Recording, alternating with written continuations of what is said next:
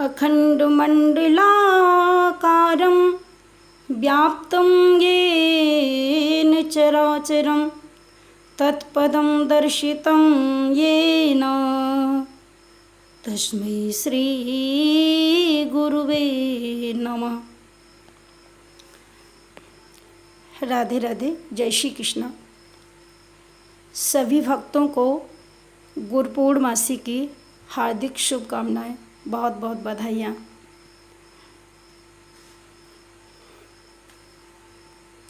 देखिए, गुरु पूर्णिमासी का ये पावन पर्व हम लोग इसको बड़ी धूमधाम से श्रद्धा भाव लेकर के मनाते हैं। गुरु पूर्णिमासी के दिन गुरु भगवान का पूजन और गुरु की महिमा के बारे में बहुत सुंदर शास्त्रों में, पुराणों में बहुत अच्छा वर्णन किया गया है। हम लोगों के यहाँ भारतीय संस्कृति में ये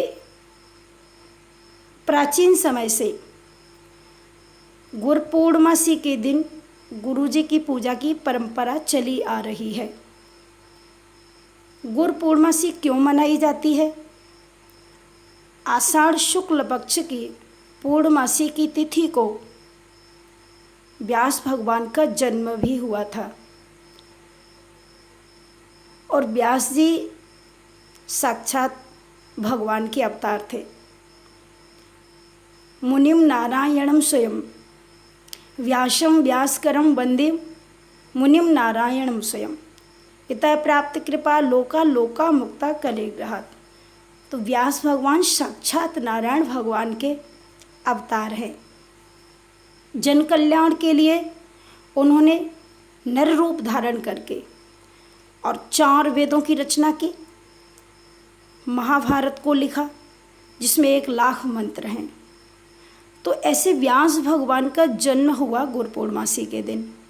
हम लोग इस गुरु पूर्णिमासी को बड़ी श्रद्धा भाव लेकर के हम लोगों ने जो गुरु बनाए हैं, गुरु से हम लोग दीक्षित हुए हैं, मंत्र लिए हैं, गुरु को भगवान समझकर उनकी पूजा अर्चना करते हैं। मैं एक बात कहना चाहती हूँ कि प्रत्येक व्यक्ति के ऊपर 3 प्रकार के ऋण होते हैं। एक देव ऋण, एक पितृ ऋण और एक गुरु ऋण। पितृ ऋण से हम लोग मुक्त तब होते हैं, माता पिता की सेवा करो और माता पिता के सेवा करते हुए उनके प्रत्येक आदेश का हम लोग पालन करें। उसके बाद माता पिता की जो संतान है वो स्वाध्याय नियम से रह करके अपने पितरों का श्राद्ध करें, तर्पण करें, पिंडदान करें और अच्छा कार्य करें, सत्कार्य करें, ताकि उनके पितृगण जो पितृलोक में जाएं वहाँ पर भी उनको सुख मिले और उन्हें मुक्त किया जाए। संतान का जो पुण्य होता है, उस संतान के द्वारा जो पुण्य किया जाता है, उस पुण्य के प्रभाव से उसके पितरों का उद्धार होता है। आप सभी जानते हैं कि भगवान श्री राम जब गए थे वन को, तो केवट ने प्रभु श्री राम को नौका में बाद में बिठाया, पहले उनके चरण धोकर चरणामृत लिया और उसके बाद अपने पितरों को चरणामृत से तर्पण किया। इसलिए गोस्वामी तुलसीदास महाराज जी ने कितना सुंदर लिखा, पितर पार कर प्रभु ही पुण्य मुदित गयो लय पार। अपने पितरों का उद्धार किया प्रभु श्री राम के चरणामृत से, अकाल मृत्यु हरणम सर्व विघ्न विनाशनम। तो ऐसे भगवान के चरणामृत से पितरों का उद्धार किया। तो जो श्रेष्ठ संतान होती है वह अपने पितरों का उद्धार करने के लिए तर्पण करती है, श्राद्ध करती है, पिंडदान करती है, गया में श्राद्ध करती है, सत्कर्म करती है। इस प्रकार से हम लोग पितृ के ऋण से मुक्त हो जाते हैं। एक ऋण है हमारे पास ऊपर देवताओं का, तो देवताओं के लिए हम लोग यज्ञ करते हैं, हवन करते हैं, स्वाध्याय करते हैं, नियम करते हैं, आहुतियाँ देते हैं, स्वाहा स्वाहा, ये सब देवताओं का कार्य है। इसको करने से जो लोग यज्ञ करते हैं, स्वाध्याय करते हैं, इसको करने से हम लोग देव ऋण से मुक्त हो जाते हैं। और तीसरा ऋण है गुरु का। गुरु का ऋण है तो देखिए, दो गुरु होते हैं, एक शिक्षा गुरु और एक दीक्षा गुरु। शिक्षा गुरु वह होता है जो हमें पुस्तक का ज्ञान देता है। जो हमें स्कूल में अध्यापक पढ़ाते हैं वो हमें पुस्तक का ज्ञान देते हैं, तो वो शिक्षा गुरु होते हैं। और जो दीक्षा गुरु होते हैं वो पुस्तक का ज्ञान नहीं देते, वो तो हमें उस तक का ज्ञान देते हैं, भगवान का ज्ञान देते हैं, भगवान को जनाते हैं कि भगवान क्या है। तो जो पुस्तक का ज्ञान दे वो शिक्षा गुरु, और जो उस तक का ज्ञान दे वो ज्ञान गुरु, वो दीक्षा गुरु। जिससे हम दीक्षित हो गए, जिससे हमने मंत्र ले लिया, जिसको हमने गुरु के रूप में वर्ण कर लिया, जैसे कन्या पति का वर्ण करती है, उसी प्रकार से शिष्य भी गुरु का वर्ण करते हैं। तो इस प्रकार से हमारे यहाँ गुरु जी की पूजा की परंपरा प्राचीन समय से चली आई है। भारतीय संस्कृति में हम लोग ये सब माता पिता की पूजा, माता पिता की सेवा, गुरुजनों की सेवा, महान पुरुषों की सेवा, साधु संतों की सेवा, यही तो हमारी संस्कृति है। यही हमारे अंदर सुंदर संस्कार होने चाहिए। इनसे हमारे अंदर आत्मबल की भी वृद्धि होती है और हमारी सद्बुद्धि, हमें इतना विवेक हमारे अंदर जागरूक कर देती है जिससे हमें ब्रह्म को जानना बहुत कठिन नहीं होता है। तो इसलिए गुरु की पूजा, गुरु पूर्णमासी के दिन जो भी दीक्षित हो गए हैं वो अपने गुरुजी की पूजा करने के लिए सारी सामग्रियों को लेकर के श्रद्धा भाव से जहाँ भी गुरुजी हैं वहाँ जाएं और अपने गुरुजी की पूजा करें, उनको संतुष्ट करें। सर्वप्रथम उनके चरण धोएं, उस चरणामृत को बड़े भाव से लें, ग्रहण करें और उसके बाद गुरुजी को सुंदर तिलक वंदन लगा करके उनकी आरती करें, उनको वस्त्र आभूषण भेंट करें, फल मिष्ठान भेंट करें और उसके बाद चरणों में गिरकर साष्टांग दंडवत प्रणाम करें। साष्टांग दंडवत प्रणाम का होता है, दंडवत का मतलब होता है डंडे की तरह।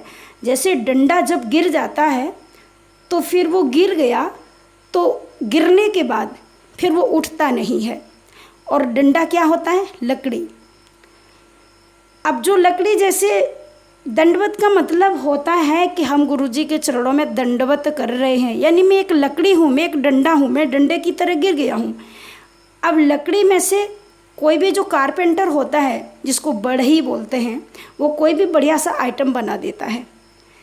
तो शिष्य के कहने का मतलब है कि गुरुदेव, मैं तो लकड़ी की प्रकार से हूँ, परंतु कारपेंटर तो आप मेरे हैं। आप मुझे चाहे तो संत बना दें, चाहे तो परम योगी बना दें, चाहे तो भगवान से मिला दें, और आप चाहें तो मेरा पतन कर दे। तो गुरु कभी पतन नहीं करता है, गुरु तो अपने शिष्य का कल्याण करता है। परंतु ध्यान रखना, गुरु उसी को बनाओ जो स्वयं मुक्त हो। जो स्वयं बंधन में बंधा हुआ है वो तुम्हारे बंधन को क्या खोलेगा। दूसरी बात, गुरुजी की कभी परीक्षा नहीं लेनी चाहिए। गुरुजी जो कहें, जो आदेश करें, उसका पालन हमें करना चाहिए। मान लीजिए यदि किसी का कोई गुरु नास्तिक भी है तो हमें उसके दोषों पर ध्यान नहीं देना चाहिए, हमें उनके गुणों पर ध्यान देना चाहिए। देखिए, हम अपने भगवान के गुणों पर ध्यान दें, गुरुजनों के गुणों पर ध्यान दें, उनके दोषों पर ध्यान न दें, क्योंकि उनके अंदर कोई दोष होता नहीं है। यदि उनके अंदर हमें दोष दिखाई देता है तो वो हमारी दृष्टि का दोष है, वो गुरुजी का दोष नहीं है। इसलिए दृष्टि ब्रह्ममयी कर्तुम पश्येद ब्रह्ममयम जगत। इसलिए अपनी दृष्टि को सुंदर बनाओ, दिव्य बनाओ, और गुरु की भावना से, गुरु भगवान है, गुरु ब्रह्मा गुरु विष्णु, गुरु ही ब्रह्मा है, गुरु ही विष्णु है, गुरु ही देवादिदेव महादेव हैं, ऐसा भाव लेकर हम गुरु की पूजा करें गुरु पूर्णमासी के दिन। देखो, गुरुजी के वचन में हमारा विश्वास होना चाहिए। सबरी जी ने जब मतंग जी को गुरु बनाया तो मतंग जी ने सबरी को शिष्या के रूप में वर्ण किया, और मतंग जी ने जब स्वर्ग जाने की तैयारी हो गई उनकी, तो उन्होंने अपनी शिष्य सबरी को कहा कि बेटी तुझे राघव मिलेंगे, राम जी का दर्शन होगा। तो इस पर सबरी जी ने अपने गुरुजी से ये नहीं पूछा कि गुरुजी कब मिलेंगे, उसने क्वेश्चन आंसर नहीं किया। बस उनके गुरुजी ने कहा कि बेटी तुझे राघव का दर्शन होगा। तो सबरी ने मन में ये धारणा कर ली कि जो मेरे गुरुजी बोल के गए, मेरे गुरुजी भगवान हैं, यदि भगवान का दर्शन होगा तो मुझे राम जी का दर्शन होगा। और इसी आस्था को लेकर, इसी विश्वास को लेकर के सबरी भगवान का इंतज़ार करती रही, प्रतीक्षा करती रही। और प्रतीक्षा करते करते एक दिन वो आ गया जिसमें प्रभु श्री राम ने आकर के सबरी की कुटिया पर सबरी को माँ कहा और सबरी को दर्शन दिया, सबरी जी के चरणों में वंदन किया, क्योंकि भक्त है ना, भक्त के चरणों में भी भगवान झुक जाते हैं। कौशल्या की तरह से भगवान श्री राम ने सबरी को माँ कहा। तो किसी संत को गुरु बनाओ, किसी ब्राह्मण को गुरु बनाओ, और सीधी सी बात, जिसका भगवान के चरणों में प्रेम है उसको ही गुरु बनाओ। क्यों? देखिए, यदि आपको कोई गुरु न मिले, आपको न लगे, किसी के प्रति आपको भाव न जागे, तो तुलसीदास जी ने तो यहाँ तक कह दिया, हनुमान जी को गुरु बना लो, जय जय जय हनुमान गोसाई, कृपा करहु गुरुदेव की नाई।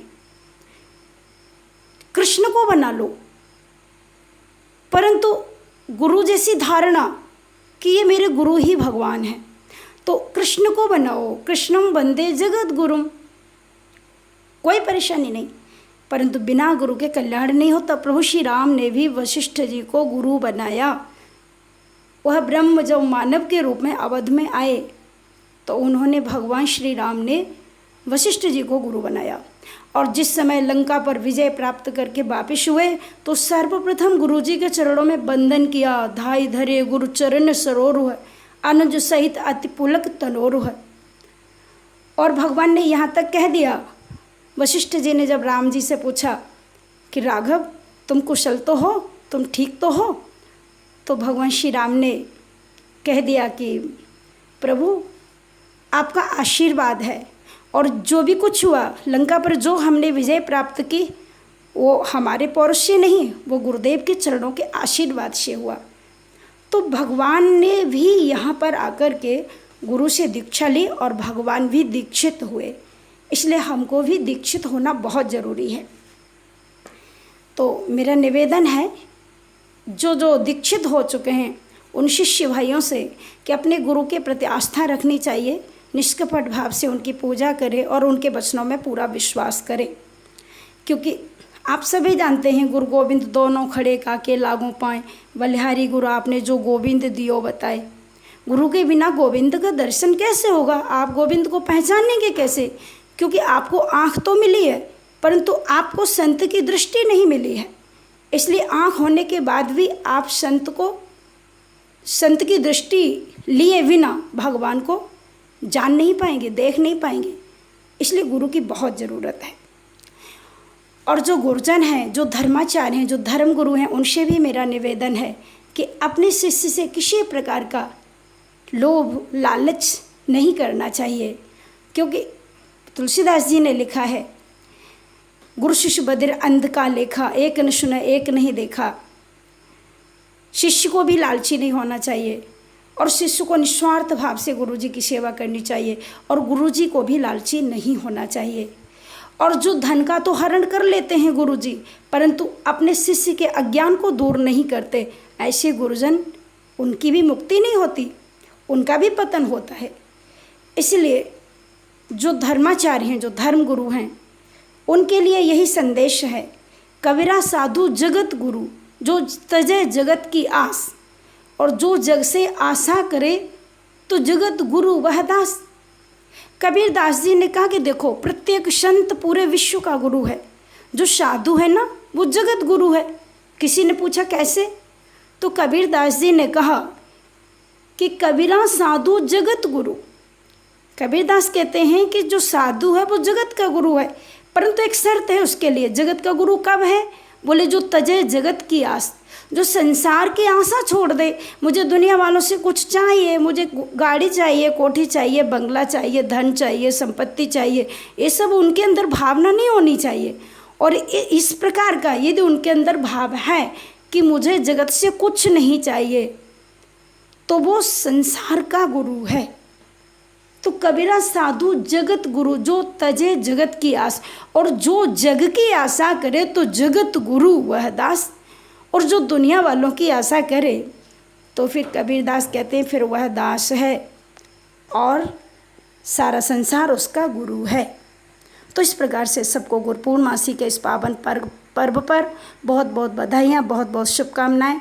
सभी अपने गुरुजनों से दीक्षित हों, निश्चित और निश्चित रूप से आप, चूँकि जब आप दीक्षित नहीं होंगे तो आपको ज्ञान नहीं होगा, भगवान का भी दर्शन नहीं होगा। इसलिए आपको निश्चित ही मंत्र लेना है, आपको दीक्षित होना है। देखिए, एक संत के चरणों में जाकर के जब हम मंत्र लें और दीक्षित हो जाए तो फिर भगवान स्वतः हमारे पास तक आ जाएंगे। परंतु आज तो ऐसा समय है, आज तो गुरुजनों की ज़रूरत नहीं है, आजकल तो गूगल गुरु बन गया है सबका। लेकिन मेरे भाई बहन, गूगल में देख देख करके हम लोगों का कल्याण नहीं हो सकता। हम लोगों का कल्याण तो तभी होगा जब किसी संत की कुटिया पर जाकर के, किसी फ़कीर के चरणों की छाया में बैठकर हम उनके दो शब्दों को सुनेंगे और उनके चरणों में अपना भाव समर्पित करेंगे, सेवा का भाव रखेंगे, तभी हमारा कल्याण होगा। इसलिए सभी लोग गुरुजनों की पूजा करें, अपने गुरुजी की सेवा करें, गुरुजी के प्रत्येक आदेश का पालन करें। बस आप सभी को मेरी राधे राधे, जय श्री कृष्णा।